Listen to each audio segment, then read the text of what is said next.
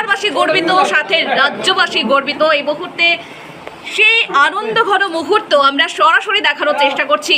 রেজাল্টে তো আমি খুবই খুশি, অনেক ভালো। মানে আমি এতটা এক্সপেক্ট করিনি, এক্সপেক্ট করেছিলাম যে ভালো হবে, খুব ভালো হবে, কিন্তু এতটা এক্সপেক্ট করিনি। তো অনেকটা মানে এক্সপেকটেশনের বেশি যখন আসে তখন তো ভালোই লাগে। তো আমি খুব খুশি, আমার মা, পাপা, মানে সবাই খুব খুশি।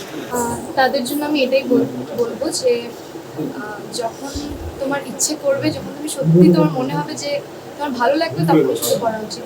এরকম না যে সারাদিন পড়লে বা যখন ভালো লাগছে না করতে তখনও পড়লে, এটা হবে না। মানে যখন তোমার ভালো লাগবে তখনই ফোকাস আর ডিটারমিনেশন দিয়ে পড়লে তাহলে হয়ে যাবে। তুমি কিভাবে পড়ি? আমি এভাবেই পড়েছি, আমি ওই বাকি করার টাইমে পড়ি, কোনো ফিক্স শিডিউল ছিল না। তো আমার যখন ইচ্ছে করতো তখন পড়তাম। পড়াশোনার পাশাপাশি আর কি করতে?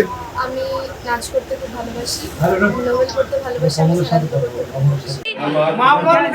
শুভেচ্ছা বার্তা আসছে তার বাড়িতে, তবে এই মুহূর্তে তাকে শুভেচ্ছা জানাতে তৃণমূল কংগ্রেসের পক্ষ থেকে সকলে উপস্থিত হয়েছে। সাধারণ একটা সাফল্যের অধিকারী অনুষ্কা, তার এই সাফল্যের কুচবিহারের বাসী হিসাবে আমরা সবাই গর্ববোধ করছি।